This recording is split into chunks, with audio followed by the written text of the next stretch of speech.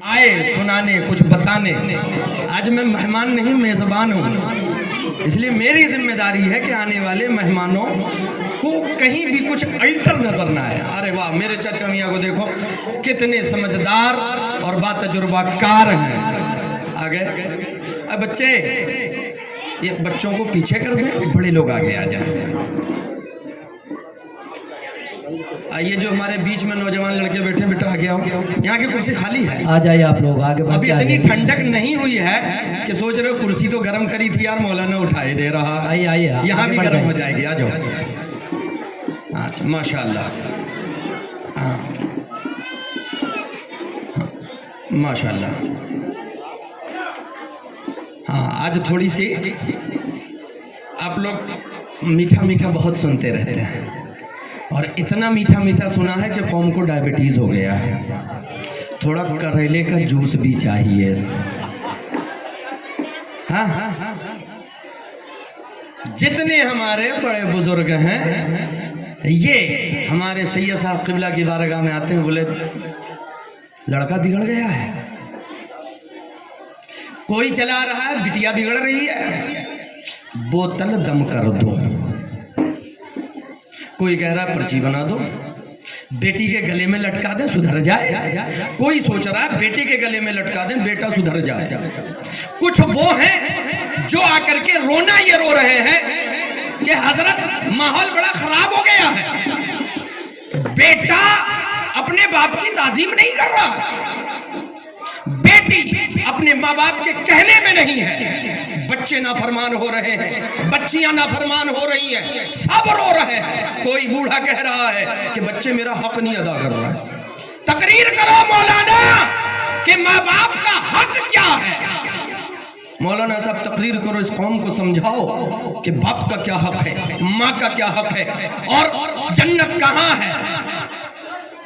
ایک بہت ہی کڑوا جملہ کہہ دوں کہ کریلے کا جوس پلانے والوں جتنے میرے بڑے بزرگ ہیں ان کو, اور اس جوس سے نوجوان خوش نہ ہوں, کیونکہ جب میں بڑوں کو اتنا کڑوا پلا سکتا ہوں تو آپ یاد رکھنا آپ کو اس سے بھی کڑوا ملے گا, بہت 15-20 منٹ کے وقت میں. اب آپ سوچئے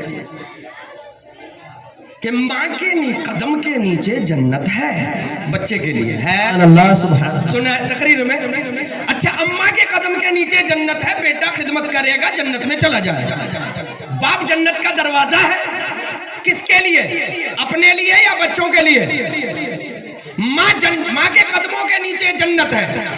اب المیہ یہاں یہ ہے کہ بچہ ماں کی خدمت کر کے جنت میں جائے, پہلے مجھے یہ بھی تو دیکھنا ہوگا کہ اماں کے قدموں کے نیچے جنت ہے بچے کے لیے, اماں جنت میں ہے کہ نہیں. باپ جنت کا دروازہ ہے, باپ جنت میں ہے کہ نہیں. صرف یہ سن کر کے آپ نے رکھا ہوا ہے کہ ماں باپ کا یہ رتبہ ہے, بچوں کے اوپر یہ حق ہے. پیارے, ماں باپ کا حق بچوں کے اوپر بعد میں مرتب کرتی ہے شریعت, پہلے بچوں کا حق ماں باپ کے اوپر شریعت مرتب کرتی ہے. نہیں پہنچے ابھی تک, پہنچے. جیسے ہی آپ کو اللہ پاک اولاد جیسی نعمت عطا کرے, لڑکا ہو یا لڑکی, پہلا حق اس بچے کا ماں باپ کے اوپر یہ مرتب ہوتا ہے کہ اس کا نام اچھا رکھیں. کیا نام رکھیں, اچھا نام رکھیں, کیونکہ نام کا اثر ہوتا ہے. نبی کریم صلی اللہ علیہ وسلم کسی کا نام اگر صحیح نہیں دیکھتے تو فوراً بدل دیتے. اپنی کئی ازواج مطہرات کا نام بدلا, کئی صحابہ کرام کا نام بدلا, کیونکہ نام کا اثر انسان کے کریکٹر پر پڑتا ہے. بچے کا پہلا ماں باپ کے اوپر یہ ہے کہ اگر بیٹی ہو تو بیٹا ہو تو اس کا حق ہے کہ اس کا اچھا نام رکھو. وہ اپنے لیے اپنا نام نہیں چنتا, بے دست و پا ہوتا ہے, آپ جو نام رکھ دو گے اسی نام سے پکارا جائے گا. اب اماں ابا بڑے پیار سے پکار رہے ہیں, منگل, بدھن, جمن, جمراتی. حق ادا کیا اپنے اپنے بچوں کا. کلو, رنکو, پنکو, ٹنکو. لڑکی ہو گئی تو پنکی, رنکی, ٹنکی نام رکھا. آپ نے حق ادا کیا. رب کے حضور جب میدان محشر میں آپ بھی پیش ہوگے, آپ کا بچہ بھی پیش ہوگا, تو آپ بعد میں بچے سے آپ کا حق بعد میں پوچھا جائے گا. پہلے وہ بچہ بھی تو دامن پکڑے گا کہ رب قدیر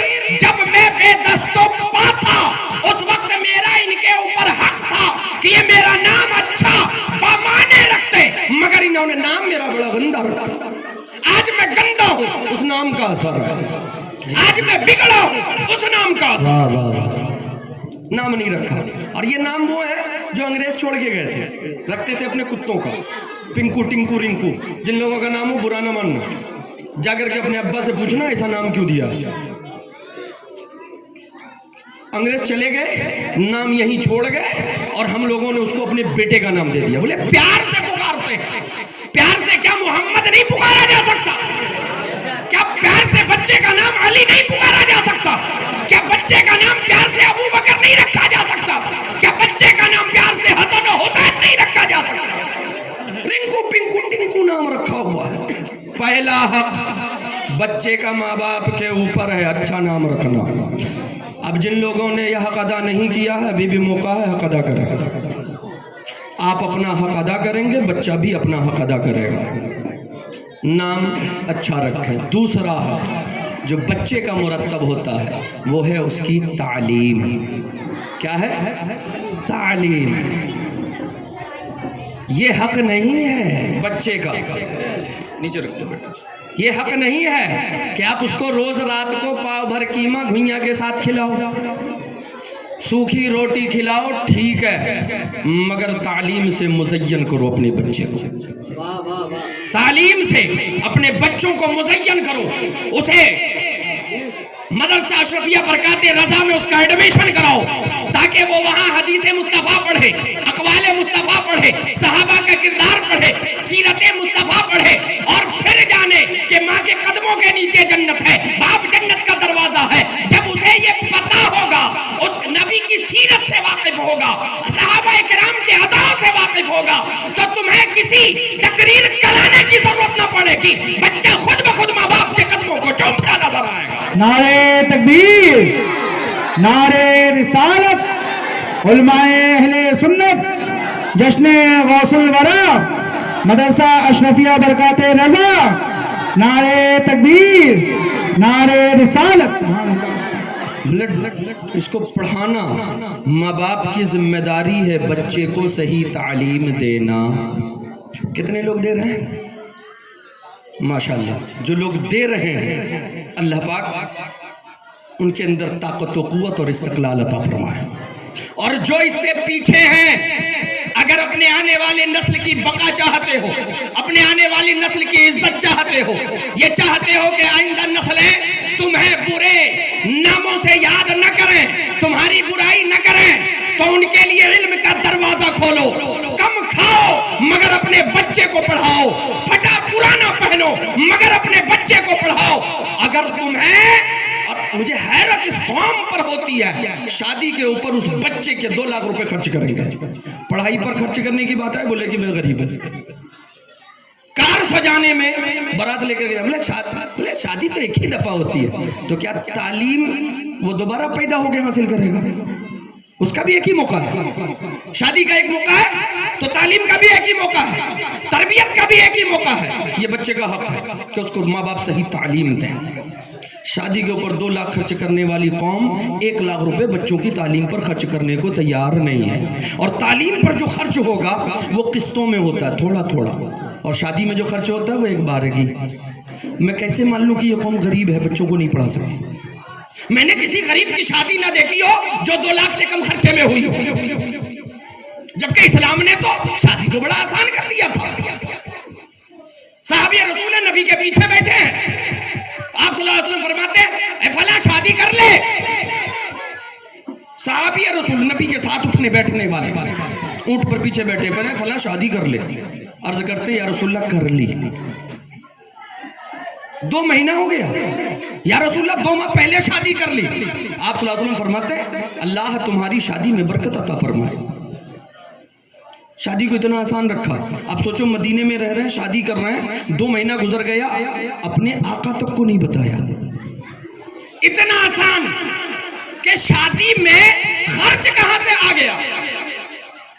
شادی تو سنت ہے, اور شادی سنت ہے یہ سب جانتے ہیں, لیکن شادی میں جو آپ خرافات کر رہے ہو, لاکھوں روپے اڑا رہے ہو, کوئی وہ رت جگہ دن جگہ گھسائی پٹائی منجھائی معلوم نہیں کیا کیا داخل کر رکھا ہے, اس پر لاکھوں روپے خرچ کیے جا رہے ہیں. تعلیم کی بات جب کی جائے تو کہتے ہیں ہم غریب ہیں، ہمارے پاس پیسہ نہیں ہے، میرے پاس روپیہ نہیں ہے۔ میں اپنی قوم کو کہیں غریب نہیں دیکھتا، میں اس دن غریب مانتا جس دن شادیاں بغیر پیسے کے ہوتی نظر آئیں گے، یہاں یہ غریب ہے، اس کے کوئی خرچ نہیں کر پایا۔ یہ 4 لوگ آئے، چٹنی روٹی کھا کر کے دلہن کو رخصت کرا کے لے گئے، تو یہ غریب تھا؟ جب یہ لاکھوں روپے خرچ کر سکتا تو غریب کس بات کا؟ اور یہ غریبی کا رونا بند۔ اور اس کے بعد بھی حضور احمد میاں نے تو بڑا اچھا انتظام کیا، بولے اچھا غریب ہو، تم نہیں پڑھا سکتے، آؤ میں پڑھاؤں گا تمہارے بچے کو۔ اسکول کھولا، مدرسہ کھولا، تعلیم کا انتظام کیا، بولے تم نہیں پڑھا سکتے، لاؤ میں پڑھاؤں گا۔ اس کے لیے بھی حضرت سے پوچھو، معلوم ہوگا کہ قوم کے اتنے بچے ہیں اس پورے علاقے میں، بالکل مسلمانوں کی گھنی آبادی، اور اس آبادی میں جس کے 4 بچے، 1 آدھ پڑھنے آتے ہیں، 3 گلیوں میں نالیوں میں ہاتھ اور منہ ڈالتے ہوئے نظر آتے ہیں۔ اور کچھ لوگ اگر پڑھانے کا ایڈمیشن کرا رکھا ہے نا، پڑھنے کے لیے مدرسے میں داخلہ کر رکھا ہے، اسکول میں ایڈمیشن کرا رکھا ہے، کہ کوئی بھی نہیں ہے کہ آ کر کے 2 مہینے میں اسکول جائے، مدرسہ جائے، یہ دیکھے کہ میرے بچے نے 2 مہینے میں تعلیم کتنی حاصل کی ہے۔ بچہ اسکول سے آیا ہے، اپنا سبق یاد کر رہا ہے کہ نہیں، جو ہوم ورک ملا ہے اسے کر رہا ہے کہ نہیں، ماں کو پڑوسیوں کو گریانے سے فرصت نہیں، باپ کو چوراہے پر بیٹھ کر چائے کی چسکیاں لینے سے فرصت نہیں۔ جس محلے میں، جہاں گلیوں میں بچے ایک دوسرے کی ماں بہن سینکتے نظر آئیں، جان جو مسلمان کا محلہ ہے۔ میں نے کہا کڑوا کریلا، ڈائبٹیز بڑھ گیا ہے، اس کا علاج بہت ضروری ہے۔ پتنگ بازی، کبوتر بازی، بٹیر بازی، جتنی بازی ہے سب مسلمانوں کے ہیں، اور جتنی تعلیم ہے وہ غیر مسلموں کے ہیں۔ جس قوم کو پہلا ہی حکم، جس قوم کے لیے جو پہلی آیت اتری، پہلا ہی حکم اترا اقرا، پڑھو، وہ قوم ہے ہم جس کے لیے پہلا حکم آسمان سے اترتا ہے اقرا، پڑھو، اور وہ قوم کر رہی ہے ہم نہیں پڑھیں گے۔ مدرسے ہیں، یہ رونا بند کر دیا جائے کہ ہمیں موقع نہیں ملتے، حکومت ہمیں پیچھے کر رہی ہے۔ نہیں، ہائی اسکول کر کے حکومت میں حصے داری نہیں ملتی۔ گریجویشن کر لو، جو کچھ نہیں کرتا نا وہ بی اے کرتا، یہ کوئی پڑھائی ہے؟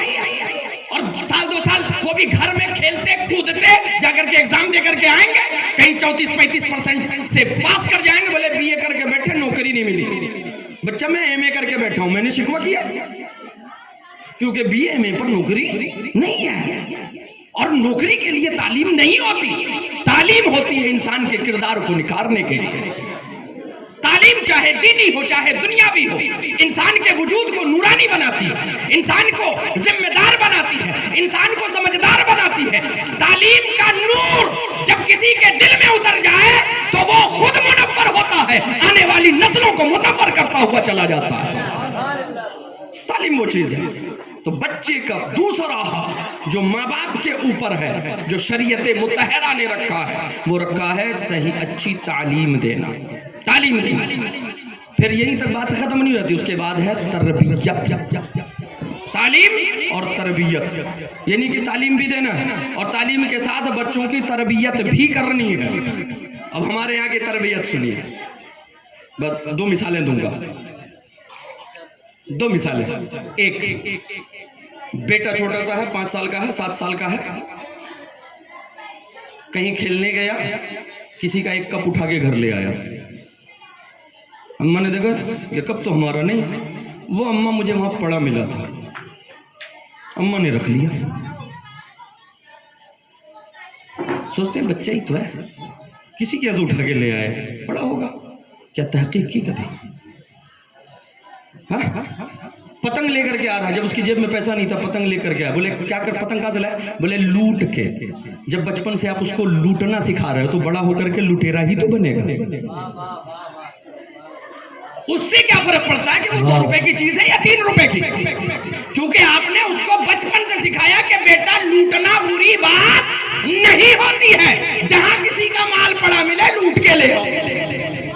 جب بڑا ہو کے بنے گا لٹیرا بنے گا، آج کپ لے کے آیا کل دوسرے دن جگ لے کے آئے گا، اور جب بڑا ہوگا تو کسی کا کوئی گھر لوٹ کے آئے گا، پھر دروازے پر پولیس والے کھڑے ہوں گے ڈنڈا لے کے، ابا کی تشریف پولیس والوں کا ڈنڈا کہاں ہے بولو؟ اور پھر ذلیل پھرتے ہماری قوم پھرتی ہے کچہریوں میں، تھانوں پر ذلت میں ذلیل ہوتا ہوا باپ پھر رہا۔ پوچھو کہاں سے آیا؟ بولے کچہری سے۔ کیا ہوا؟ کہا رہے وہ بیٹا بگڑ گیا، اس کے چکر میں چکر کاٹ رہا ہوں، ذلیل و خوار پھر رہا ہوں۔ نہیں، وہ اس کی غلطی نہیں ہے، کیونکہ اگر تم نے آم کا پیڑ لگایا ہوتا تو وہ پیڑ بڑا ہو کر تمہیں میٹھا میٹھا آم دے رہا ہوگا۔ جب تمہیں بونے کی باری تھی تو تم نے آم نہیں بویا ہے، ببول کی جاڑ بوئی ہے، اور ہو رہا ہے۔ تو دو چیز اہمیت ہے، ایک ہے تعلیم اور دوسری چیز، آپ لوگ ادھر متوجہ ہوں، اب نظریں مت پھیریے، واہ واہ واہ سبحان اللہ، نظریں نہیں پھیر سکتے آپ اپنے عیبوں سے۔ اگر اپنے قوم کی، اپنی آنے والی نسل کی بھلا چاہتے ہیں تو اپنی کمیوں کو مارک کیجئے اور اس کو سدھاریے۔ پہلی غلطی جیسے بچہ کرے، لوٹ کے لایا، نہیں لوٹنا بری بات، واپس کر کے آؤ۔ جہاں سے اٹھا کے لایا وہاں پھینک کر کے آؤ، لوٹنا نہیں۔ یہ کسی کا کھلونا ہے، لانا نہیں، واپس کر کے آؤ۔ یہ نہیں کہ آپ لے جا کے دو، اسی کو کہو لے جا کر کے دے۔ اور واپس کرتے وقت جب وہ بتائے گا کہ وہ ہم غلطی سے اٹھا لے گئے تھے، اس دن اس کے دل پر ایک نقش بنے گا کہ بغیر پوچھے کسی کی چیز نہیں اٹھانی ہے۔ دوسری، ایک تو یہ دنیاوی تربیت کی بات بتا رہا ہوں، اس کا بھی تعلق دین سے ہے۔ دوسری تربیت دینداری والی ہم لوگ اپنے بچوں کی کر رہے ہیں۔ ابا خود ہی جمن، بیٹے کو بنا رہے ہیں جمن۔ ابا بھی ہفتے بھر یہاں وہاں، اماں بھی یہاں وہاں۔ اماں تو جمعہ بھی نہیں پڑھتی، ابا تو چلو لاجے شرمے محلے والوں کے، نہیں ہفتے بھر مسجد دکھا، جمعہ کو نہا دھو کے تیار ہو کر کے چلا۔ چھوٹا سا بچہ 5 سال کا، ابا کہاں جا رہے ہو؟ بڑے نورانی نظر آ رہے ہو، کرتا پجامہ میں ٹوپی لگائے ہوئے، کتنے خوبصورت۔ باپ کو سجدہ سورتا دیکھ کر کے بچہ مچل جاتا، ابا جا کر آ رہے ہو؟ بولے وہ جمعہ کی نماز پڑھنے۔ بیٹا کہتا مجھے بھی جانا ہے، اپنی ماں سے ضد کرتا ہے، روتا ہے۔ یہ انسان کے بچوں کی نہیں، پوری انسانیت کی فطرت ہے کہ انسان پڑھنے سے نہیں سیکھتا، انسان اپنے گرد کے ماحول اور ماں باپ کو دیکھ کر زیادہ سیکھتا ہے۔ اب اس نے دیکھا ابا جا رہے ہیں جمعہ کو، 7 ہو گئے، پہنچا، جمعہ کی نماز پڑھ کے آیا، پھر اگلے جمعہ، اب اگلے جمعہ وہ یاد رکھ رہا ہے کہ جمعہ کو تیار ہو کر کے جمعہ پڑھنے جانا ہے۔ تو اب باپ کے تیاری کی فکر نہیں کر رہا، پہلے سے نہا دھو کے تیار ہے، جمعہ کو پہلے سے نہا دھو کے تیار ہے۔ باپ جیسے نکلا، ابا ہم بھی ساتھ میں گیا۔ اگر وہی باپ اپنے بچوں کی دینی تعلیم کی فکر کرے، خود فجر میں ابا اٹھے، اماں اٹھے اور اماں بیٹھ کر کے قرآن کی تلاوت میں لگے، وہ توتلی زبان سے وہ بچہ کہتا ہوا نظر آئے گا، وہ بچی کہتی ہوئی نظر آئے گی، اماں کیا پڑھ رہی ہو؟ اماں کہے گی بیٹا قرآن، بٹیا قرآن پڑھ رہی ہو، تو وہ بچہ بھی کہے گا مجھے بھی پڑھنا ہے۔ بچی کہے گی اماں مجھے بھی پڑھنا ہے، تو اماں کہے گی بٹیا میں پڑھنا نہیں سکھاتی، چلو آدرش نگر کے مسجد میں، مدرسہ اشرف برکات رضا میں، وہاں پر قاری صاحب قبلہ موجود ہیں جو بچوں کو قرآن کی تعلیم دیتے ہیں۔ تو آج جو ماں باپ بچے کو گھسیٹ کر مدرسہ لاتے ہوئے نظر آ رہے ہیں، اگر ماں باپ گھر میں تلاوت کرنا شروع کریں تو آپ دیکھیں گے کہ بچوں کو گھسیٹنے کی ضرورت نہیں، بچے سینے سے قرآن لگا کر خود بخود مدرسہ جاتے ہوئے نظر آئے ہیں۔ واہ واہ واہ سبحان اللہ، سارے بچے کیوں گھسیٹ رہے ہیں؟ وہ بھی معصوم ذہن سے سوچتا ہے اچھا کیوں بھی لے جا رہے؟ بولے قاری صاحب کے بس قرآن پڑھنا ہے، تو وہ بھی معصوم ذہن میں سوچتا ہوگا اچھا قرآن پڑھنا ہے، قرآن۔ اور وہ کتاب پڑھنا کیوں سیکھیں جو مہینوں سے صرف طاق پر رکھی ہے، جو کتاب مہینوں اور سالوں سے صرف طاق پر سجانے کے لیے ہے، اس کتاب کو پڑھنا کیوں سیکھا جائے؟ تو یہی سوچتا ہے۔ پہلے آپ کو بدلنا ہوگا، جب آپ بدلیں گے ہمارے محلے کا ماحول بدلے گا، ہمارے بچے بدلیں گے۔ یہ ماں باپ کے اوپر بچوں کا حق ہے کہ اس کی تعلیم کی، اس کی تربیت کی فکر کریں۔ تو جتنے لوگ کر رہے ہیں وہ کریں گے اس پر مستقل مزاجی کے ساتھ بچوں کی تعلیم کی طرف مکمل متوجہ ہو، مائیں متوجہ ہو، باپ متوجہ ہو، کیونکہ آپ کا حق اگر بچہ ادا نہیں کر رہا ہے تو اس کا حساب بعد میں ہے۔ پہلے بچے کا حق ماں باپ پر مرتب ہوگا تو پہلے وہ حق، اس حق کے بارے میں آپ سے پوچھا جائے گا، بیٹا دیا تھا اچھا نام رکھا تھا کہ نہیں، بیٹی دی تھی اچھا نام رکھا تھا کہ نہیں، تمہیں اولاد جیسی نعمت دی تھی اس کی صحیح تعلیم و تربیت کی تھی کہ نہیں، پہلے ہی آپ کو یہ حساب دینا ہے۔ جب آپ حساب دے چکے ہوگے تب بچوں سے پوچھا جائے گا، ماں باپ دیا تھا تمہیں بڑھاپے کی حالت میں، کیا تم نے جنت کمائی ہے، کیا تم نے خود کو دوزخ سے بچایا ہے، کیا تم نے رب کی رضا حاصل کی ہے؟ وہ اس سے حساب بعد میں، پہلے آپ سے حساب ہوگا کہ تم نے بچوں کا حق ادا کیا کہ نہیں کیا۔ آپ اپنا حق ادا کیجئے، اور جب آپ اپنا حق ادا کریں گے تو اللہ پاک دلوں کی دنیا بدل دیتا ہے پیارے، وہ اپنا حق خود بخود ادا کریں گے۔ بھاگ نہیں سکتے، بھاگ اس لیے رہے ہیں کہ آپ اپنے ذمہ داری سے بھاگے تھے، وہ اپنی ذمہ داری سے بھاگ رہے ہیں۔ یہ تین حق، اور چوتھا حق جو بڑا اہم ہے، چوتھا حق کیا مرتب ہوتا ہے؟ جب وہ بڑے ہو جائیں، جوانی میں قدم رکھیں، اس کی شادی کر دینا، اس کا نکاح کر دینا، اس کی شادی کرو۔ بچی ہو جوان ہو جائے شادی کرو، بچہ ہے جوان ہو جائے شادی کرو، یہ حق ہے اولاد کا۔ اب اپنا حق ادا کریں، کہہ دیں لڑکے کے لیے، دیکھیں اگر وہ منع کر دے تو پھر آپ بری ذمہ ہیں، لیکن اگر آپ دیکھ رہے ہیں آج کل کا تو ماحول اتنا بدل چکا ہے کہ اگر یہ کہا جائے کہ شادی سنت ہے تو یہ صحیح نہیں ہوگا، جوانی میں شادی سنت ہے تو یہ بات صحیح نہیں ہوگی۔ آپ کہیں گے دلیل؟ تو شریعت مطہرہ میں مسئلہ پڑھایا جاتا ہے کہ شادی عام حالت میں سنت ہے، لیکن جب گناہ کا امکان بڑھ جائے تو شادی واجب، اور اگر یقینی ہو جائے کہ اگر نکاح نہ ہوا تو اس سے گناہ سرزد ہو جائے گا تو صورت میں شادی کرنا فرض ہو جاتا ہے۔ کیا ہو جاتا ہے؟ آج جو حالات ہیں اس میں گناہ کا امکان ہے کہ نہیں، یقینی ہے کہ نہیں، تو یہ شادی فرض ہے، عام حالت میں سنت ہے، مگر جو آج ہمارے ماحول، ہمارے سماج کی حالت ہے، اس حالت میں نکاح فرض ہے۔ بچے جوان ہیں شادی کرو، اور لوگ بیٹھے ہوئے نہیں اپنی بٹیا کی تقدیر لکھیں گے۔ بھیا تقدیر لکھی جا چکی، تقدیر لکھی جا چکی، جب وہ ماں کے پیٹ میں 120 دن کی تھی تبھی اللہ پاک نے اس کی تقدیر لکھ ڈالی تھی، یہ زندہ کتنے دن رہے گی، رزق دنیا میں سے کتنا ملے گا، ساری چیز طے ہو چکی ہے۔ لیکن ہر باپ اپنی بیٹی کی تقدیر لکھنے چلا ہے، ہمیں ایسا داماد چاہیے، ہمیں ویسا داماد چاہیے، کوئی یہ نہیں دیکھتا کہ دیندار داماد چاہیے، سب کو دنیا دار داماد چاہیے۔ وہی دنیا دار داماد جب دینداری نہیں ہوتی تو دنیا داری نبھاتے ہوئے پھر کسی دن بیٹی کو لا کر کے آپ کے دروازے چھوڑ کے جاتا ہے، پھر روتے ہو یار کتنا خراب آدمی۔ جبکہ ہمارے نبی نے فرمایا اگر کسی میں دیکھنا ہو تو دولت مال حسن نہیں، اس میں دینداری دیکھو۔ بیٹی ڈھونڈ رہے ہو بیٹے کے لیے تو دینداری دیکھو، حسن و جمال مال و دولت کم، زیادہ دینداری دیکھو کہ اگر وہ دیندار ہوگی گھر میں آئے گی تو اپنی ساس کو اپنی ماں کی طرح سمجھے گی، سسر کو اپنے باپ کی طرح، شوہر کو اپنی پوری دنیا سمجھے گی، اور جب سمجھے گی تو ضرور نبھائے گی، نہیں نبھا رہی ہے۔ اور ایک میں تھوڑا سا اور کڑوا ایک جملہ دے دوں، آج کل کا جو ماحول ہے، اب تو میرا وقت ہو گیا، بس 2 منٹ بچے ہیں، تو ایک جملہ دے دوں، تھوڑا سا آپ لوگ بدل رہے ہیں نا تو مکمل بدل جائیے۔ بیٹیوں کو رخصت کرنا بند کر دیں، بیٹوں کو رخصت کرنا شروع کر دیں، سارا مسئلہ حل ہو جائے گا۔ ہر ماں باپ کی خدمت اس کی بٹیا کرے، بٹیا اور داماد کرے، بیٹے کو رخصت کر دو، ہر کوئی اپنے بیٹے کو لڑکی دیکھو رخصت کر دو، اور بیٹی کے لیے ایک داماد رخصت کرا کے لے آؤ۔ بیٹی ماں میں تو کبھی جھگڑا ہی نہیں ہوگا نا، کیوں؟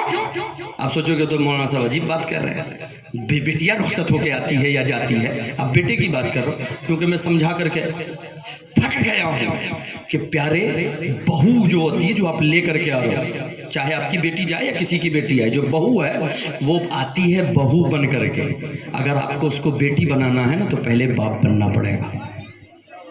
اگر آپ اس کو بیٹی بنانا چاہ رہے ہو تو پہلے ساس نہیں ماں بننا ہوگا۔ جس دن ساس ماں بن جائے گی हर बहू बेटी बनती हुई नजर आएगी। जिस दिन ससुर बाप बन जाएगा, बहू भी बेटी बनती नजर आएगी। ये नहीं कर रहे हैं, ये नहीं कर रहे हैं हम लोग। तो इसलिए उसका आसान सा फार्मूला ये है कि आप लोग बेटा रुखसत करना शुरू कर दो, सास बहू का सारा झंझट खत्म हो जाएगा, कारी साहब को और तावीज़ नहीं लिखनी पड़ेगी, सारा चीज सब मसला हल, क्योंकि माँ बेटी में झगड़ा ही नहीं होगा, तो मसला हल। और अगर ये नहीं चाहते हैं, अगर आपकी अना इसको गवारा न करे कि मेरा बेटा रुखसत होकर के जाए, तो चाहे जिसको लेकर के आए, पहले बाप बन के दिखाओ, माँ बन जाओ, फिर देखो कि वो बहू खुद बखुद बेटियों से ज्यादा मोहब्बत करने वाली नजर आए। ये हक है औलाद का, और यह हक वही नहीं है कि शादी कर दो, उसका निभाना भी आप ही का हक है, आपकी जिम्मेदारी है। और जो रिश्ता हम बनाते हैं उसको निभाने की जिम्मेदारी हमारी है। ये सास बहू ननद भौजाई वाला रिश्ता हम चुनते हैं, हम लेके आते हैं। अब बहू गंदी आ गई, सास रो रही है, कारी साहब बोले कुछ बना दो, सब बहू मेरे फेवर में आ जाए है। अब अगर बहू बिगड़ गई तो जूता मारो सास के, क्योंकि ढूंढ के वही लाई थी, उसी की पसंद है। और अगर आपकी पसंद खराब हो तो दूसरे जिम्मेदार नहीं, आप जिम्मेदार हो। और अगर शरीयत के मुताबिक पसंद के वक्त अपने दूसरी चीजों को देखने के बजाय अकायद व जहां के फरमान के मुताबिक सीरत देखी होती, दीनदारी देखी होती, तो आज वो खिदमत गुजार बेटी बनती हुई नजर आती। ये 4 हक याद हुए। बच्चों का पहला हक अच्छा नाम रखना। अब जिन लोगों का नाम गंदा है, रिंकू पिंकू टिंकू, नाम बदल डालो प्यारे, अच्छा खूबसूरत नाम रखो, क्योंकि इसी नाम से मैदान महशर में पुकारा जाएगा। सोचो सब लोगों के सामने पुकारेगा, रिंकू कहाँ है, कितना गंदा लगेगा यार, पिंकू कहाँ है, कितना गंदा लगेगा। प्यार से अली पुकारो, अबू बकर पुकारो, हसन हुसैन पुकारो, मोहसिन पुकारो। ये भी इतना छोटा सा नाम है, हसन इससे छोटा नाम कोई होगा, हुसैन कितना छोटा नाम है, मोहम्मद, अहमद, महमूद रखो। नहीं, नया वाला चाहिए, नया वाले की जरूरत नहीं। प्यारे मोहम्मद चाहे कयामत के दिन नाम कोई रखे तब भी वो नया है, बहुत प्यारा नाम है। नाम अच्छा रखिए, दूसरे उसकी अच्छी तालीम दीजिए, तीसरे उसकी अच्छी तरबियत कीजिए, चौथे अगर जवान हो जाएं तो शादी में देरी न करें। तकदीर लिखने की ज़रूरत आपको नहीं, आपके हाथ में कलम नहीं है, अल्लाह पाक लिख चुका है। अच्छा सा रिश्ता दीनदार देख करके उसकी शादी कर दें। रह गई बात दुनिया की, तो अल्लाह पाक ने अगर उसकी किस्मत में बहुत सी दुनिया लिखी है तो एक रिक्शा चलाने वाला, चाय बेचने वाला पीएम हो सकता है, तो आपका दामाद भी हो सकता है। और अगर उसकी तकदीर में नहीं है तो करोड़पति रोडपति बन जाएंगे, ढूंढ के लाओगे कल रोडपति बन जाएंगे। जमीन पर हुकूमत कब्जा कर लेगी, मालो दौलत जहां बैंक में जमा होगा बैंक भाग जाएगा। कर रहा है उसको कुछ नहीं, तो तकदीर आपके पास नहीं है, ये कलम अल्लाह पाक ने अपने पास रखा, तो आप मत लिखो। ये 4 हक समझ में आ गए सारे माँ बाप को? नहीं आए? जोर से बोलें, समझ में आए? हाँ, इसके बाद रह गई बात कि लड़कों की, तो भी बहुत तकरीर होनी है, बहुत से जलसे होने हैं। करेला उनके लिए भी मैं पीस के रखा हूँ पिलाने के लिए। आज आप लोगों की बारी, क्योंकि पहला हक उनका है। तो बच्चों की सही तालीम और तरबियत पर ध्यान दें, अपने बच्चों की तालीम और तरबियत पर इतना ध्यान दें कि एक बार खाना भूल जाएं, बच्चों की तालीम और तरबियत न फरामोश करें। अल्लाह तबारक व तआला हम सबको अपने हबीब के सदक़े आक़ाए दो जहां सल्लल्लाहु अलैहि वसल्लम की सीरत और उनके सुन्नतों के नूर से मुनव्वर फरमाए। दरमियानी गुफ्तगू कोई गलती हुई है तो अपने हबीब के सदक़े माफ़ फरमाए।